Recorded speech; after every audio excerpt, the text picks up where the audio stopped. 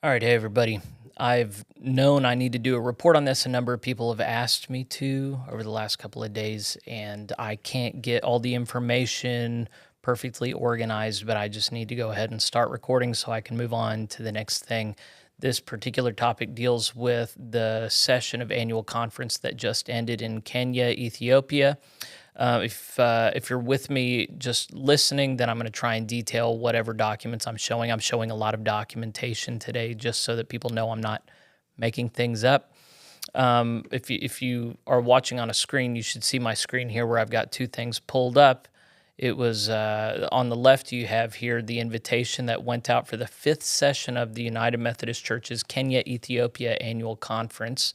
This is not a very old conference. They only had 98 churches represented here, and we're going to see the worship space that they were in and hear some of the sounds that they were hearing. But this is the marketing thing put out. They met in the church was UMC Tazama Christ. I'm sure I said that wrong.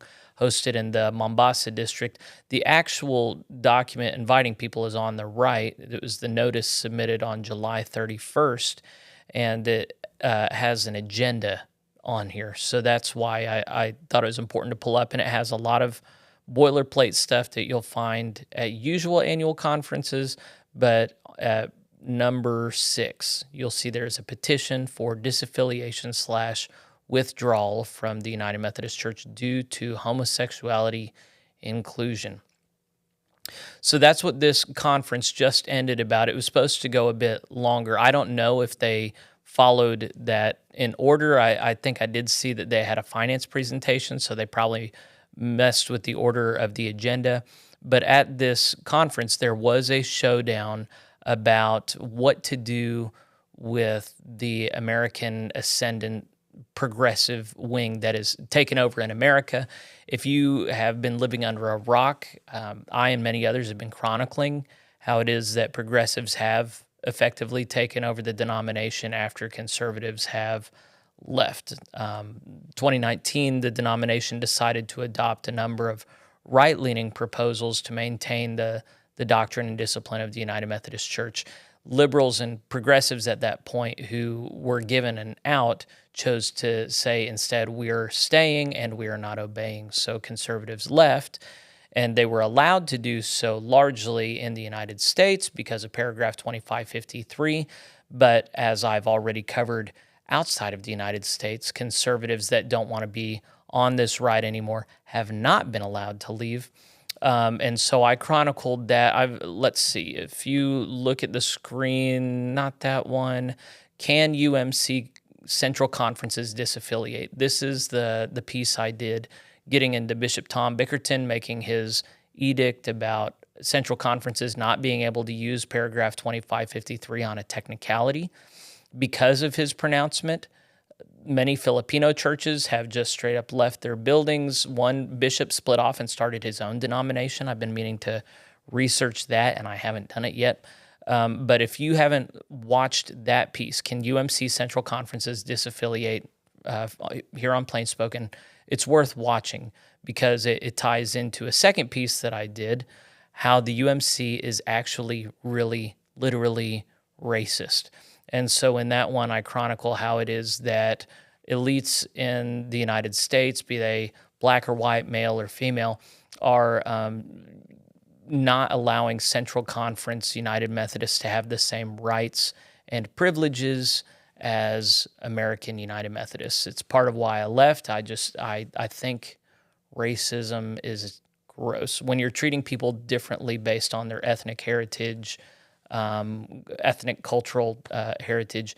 So this is something I've actually commented on a lot and done a lot of interviews about. If you go to my PlainSpoken podcast YouTube page at the very bottom, African United Methodist interview series is right there. I've talked to a number of, it's been all men so far. For some reason, I haven't had a lot of women sign up, but talked to a lot of clergymen on the continent of Africa. And of course, Africa is huge and it's covered with many nations, hundreds, if not thousands of tribes and cultures. But even so, I've talked to many trying to figure out what's going on the ground there, how it is that they think about Americans, look at Americans. So I don't have a perfect perspective, and I'm sure there's always more to know. But even so, in Kenya in particular, we're going to dive into the particulars of that setting, but then it matters a lot more than people know, because the bishop just made a decision that goes against Tom Bickerton's decision. The head of the Council of Bishops, the president, I forget his title, Wandabula, Bishop Wandabula of Kenya, Ethiopia area. Actually, he's over a huge area. We'll talk about that in a second. He just made a unilateral decision that goes against the American bishops, and there's a real question about if this can be maintained and seen through, and how this can all go wrong. So stay with me. I'm going to walk you through. I think it's really interesting. I pulled up a bunch of snippets of things that I remembered about Kenya, Ethiopia, this area, this conference. I was really surprised to learn it's only 98 churches represented, but there's a lot more to learn. So first up, going to their Facebook page, this chronicles, the most recent post is showing a video that I'll show you here in a second. But it shows you kind of a party atmosphere they were having at maybe a conference for a little bit. Yeah, I don't know the circumstances of why. The post before that, one day ago, here's a picture of the assembled body in the space, and it says the conference adjourned later in the day after 2 days of intense debate, including the issue of disaffiliation and withdrawal of some congregations from the United Methodist Church on matters drawn from the 2019 General Conference. It was Bishop's wisdom that the critical issues be addressed through ad hoc committees in 2 months and submit to him the report, even as those congregations leaving were already, I'm putting already, but they were granted their requests to leave. So what exactly is going on there? A lot of you know I have people write me. There are some people that don't mind me saying their names. There are other people that do. The only people y'all know about that I've actually talked to from Kenya is very recently Boniface Muki. He's the most recent one. So if you want a picture of what's going on the ground there, he's a church planter. He's one of the clergy whose churches have now been granted an exit and are going to affiliate with the Global Methodist Church. But I've had other clergy write me from Kenya who weren't ready to come out yet. And so I have clergy who wrote me and reported that the bishop adjourned the conference, and they had a long cabinet meeting, and they agreed on 3 things. One, to let the willing churches, members, and districts leave the United Methodist Church. Apparently, they've already been granted exit. I'm sure no paperwork has been filed yet. 2, the 2 parties formed a joint committee to strike the way forward on properties within 2 months. So they're going to let the churches go ahead and go, and then they're going to strike a deal with how they let the properties go. And then 3, following the report of the committee, a special conference meeting may be called if necessary. So all of that sounds nice. If you're curious how this actually broke down, so there were 58 churches at this point, I think, that decided to leave, and that doesn't sound like much. Coming from Oklahoma, we've had more churches than that disaffiliate. But the thing is, Kenya only had 98. Well, the annual conference only had 98 churches, and I don't know how many were from Ethiopia, and I'm sure not many. So 58 churches wanted to leave, and that was with tremendous Western pressure on them. If you want to learn about this, do not go to their website, the Kenya-Ethiopia conference. They have nothing on there. I couldn't even find anything about conference session, so don't even worry about that. I don't think they even build their own website. I think that's probably done by someone in America. So the first thing I had for us to consider was the bio on Bishop Daniel Wandabula. I'm probably saying his name wrong, and if so, I'm sorry. He was elected in 2005 as a resident bishop in Africa. Now, that means that he has been in place for almost 20 years. That's really not common in the United Methodist Church. On the continent of Africa, you actually have several bishops that have been in their positions way too long. That's partly because They don't seem to want to step down, a lot of them. They make good money. They're doing pretty well. But it's also because they have not been able to get the proper gatherings together to elect new bishops. It's also because the United Methodist Church as a whole has reneged on monies for creating new Episcopal areas with new bishops. So there's been a lot of different factors at play. If you have a screen to look at, you'll see that I've got a map pulled up of the different Episcopal areas in the Africa Central Conference. And Bishop Wandabula is responsible for all the red threes. So South Sudan, Uganda, Kenya, Rwanda, Burundi, Ethiopia is right here. This map, I think, is at least 4 years old. It is not a current map, but I don't know that a current map exists. So he's responsible for a huge geographical area. You would think that he would live somewhere within all those red threes. I've heard it from multiple sources that Bishop Wandabula actually lives in the United States of America. He spends the bulk of his time over here. And so he, according to them, he only flies back for annual conference sessions and any other mandatory gatherings, which is quite exceptional, except there's also Bishop, what was his, Katanga Mande Muyombo. He lives in the U.S. Apparently, I've heard several different African bishops actually live in the U.S. I don't have a comprehensive list on that. I might put that together. Another thing I remembered about Wandabula, this is a News article from 2013, February of 2013. That's Bishop Daniel Wandabula when he was a little bit younger. This is how long trials and tribulations go back in that conference. They did an audit here in America on his conference, the Kenya conference at that point, and it did not pass the test. And so they actually cut off his funding, and it has never resumed. Now, according to people on the ground there whom I've talked to, I haven't gotten any confirmation of this yet. So this is, I want you to hear allegedly really loud from me. Allegedly, conference leaders have been saying, if you stay with the United Methodist Church, we will unfreeze these funds and money will start flowing back into Kenya again. Now that hasn't been substantiated. Something that has been, or at least by Simon Mafunda, if you haven't seen my interview with him, he was a fantastic conversation partner. He published on the 15th last week that the title was Methodist Federation for Social Action Funding Liberalism in Kenya, and he details how different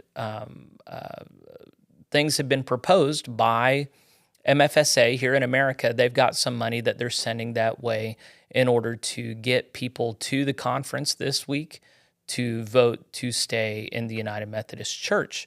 Why would they be fighting to get them to stay? Well, I believe it's because Kenya is the most effective place where Western money has been able to buy the consciences of people on the ground there. So if you saw my interview with Reverend Muki, Boniface Muki, he says that Western money has actually been effective in changing hearts and minds in Kenya.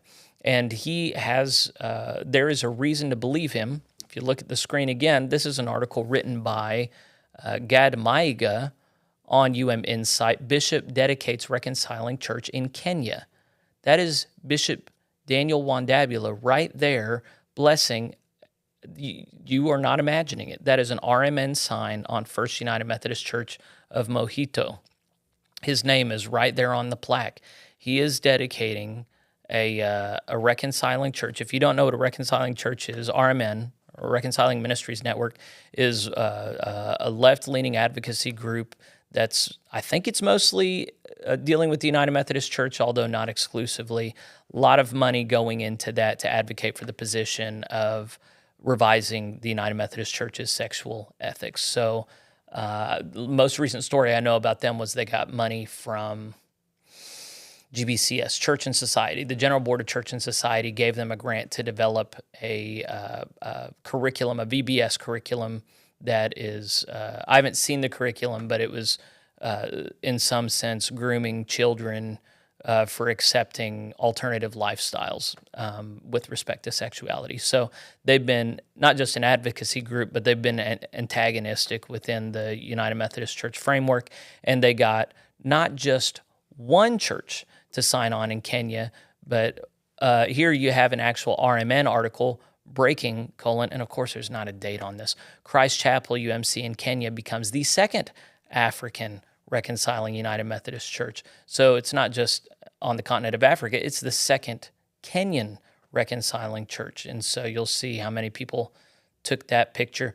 Whenever I spoke with Absalom Nuhu, he was one of my first interviews, and I asked him, will Africans ever get on board with the American progressives? He says, never. He said, never, never, never. And I said at that point, well, what about this? I didn't know about the second church. I knew about the first Kenyan church.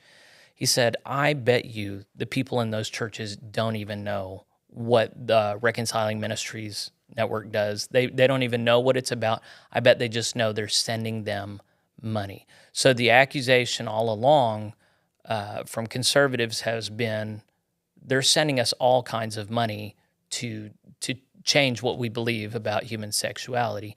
And I've had a number of interviewees on my channel say we were getting Western money until we started advocating against the liberal position in America, and then they stopped sending us money, whether there was an individual partnership, but also, in Nigeria, they were just recently told, hey, we don't have any money for you at all. And their bishop, John Wesley Yohana, he's the only bishop who's come out strongly against the liberal agenda in the United Methodist Church. So while they're talking to Kenya and saying, hey, we have more money for you, we'll unfreeze it, they're talking to Nigeria and saying, hey, we probably don't have any more money for you. You're going to need to start pulling your own weight.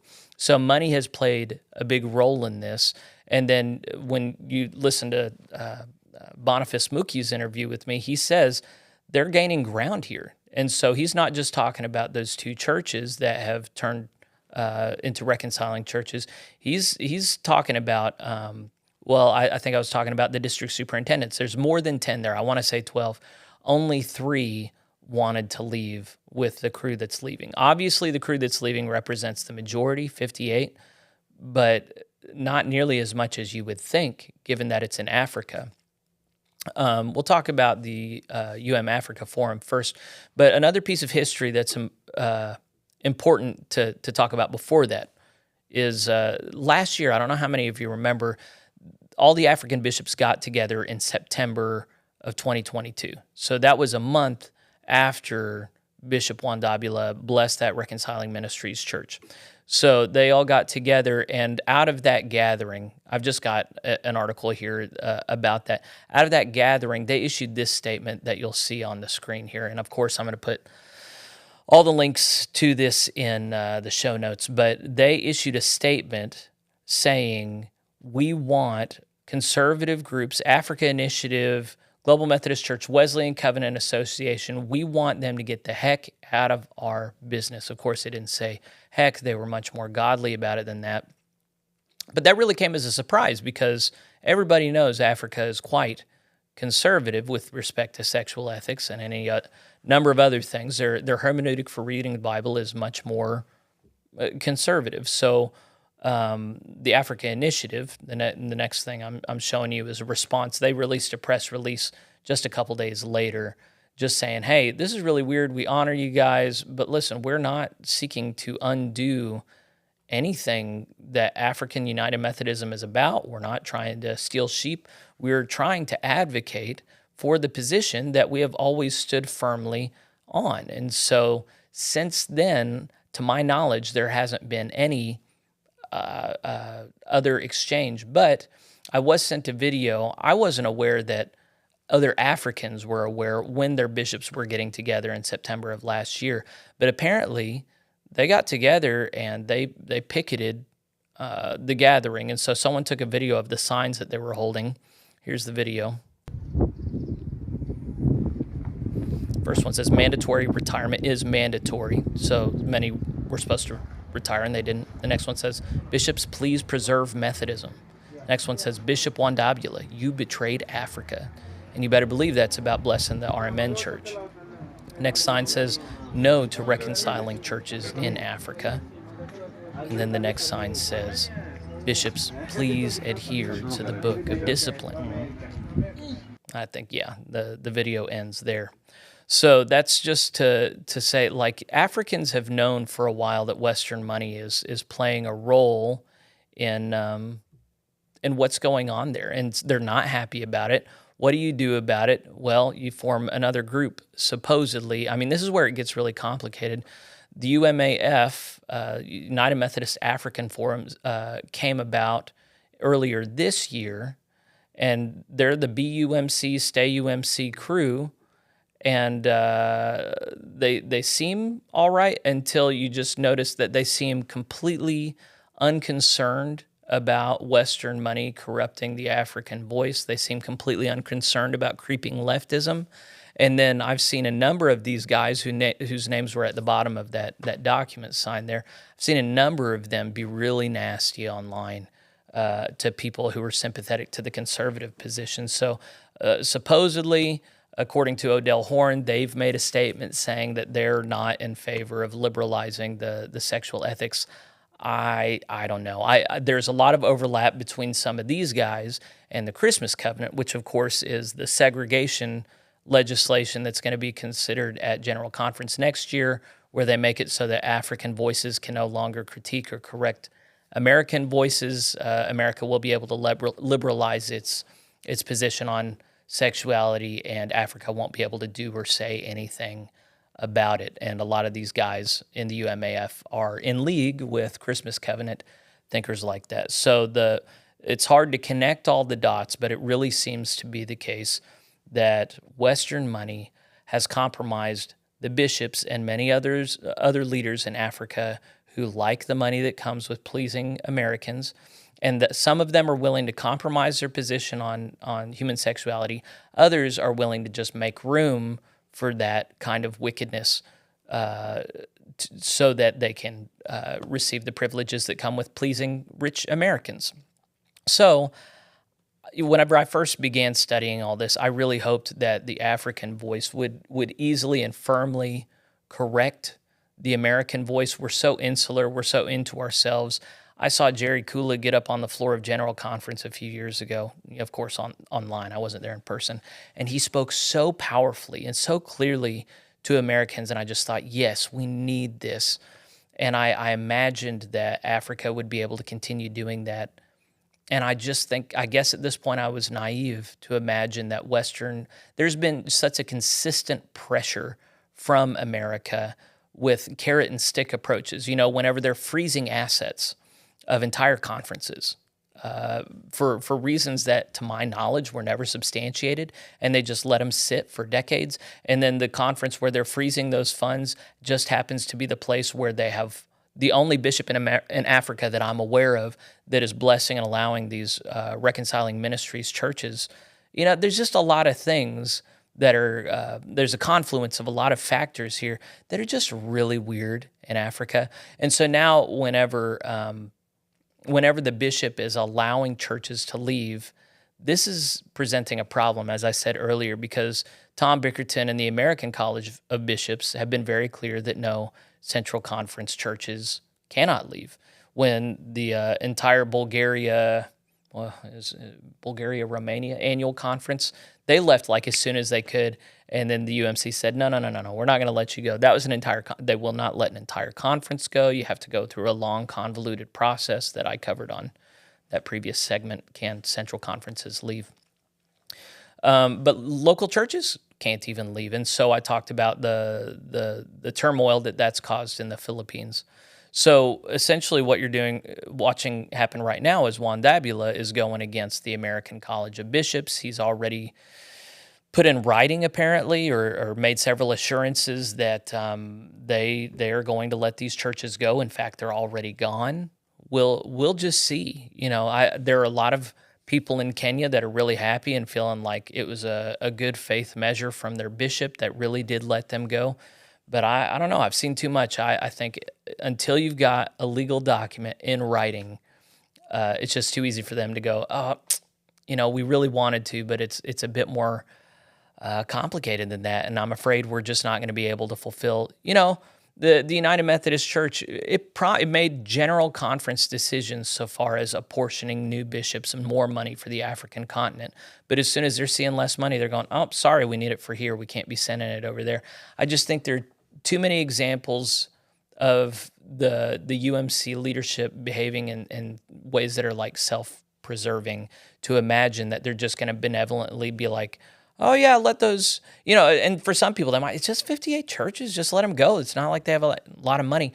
That's not what matters. What matters is if all the other churches throughout the central conferences that don't want to be a part of the UMC hear about this and go, okay, well, Wandabula let them go, let us go. Why won't you let us go? We don't want to be on this ride either.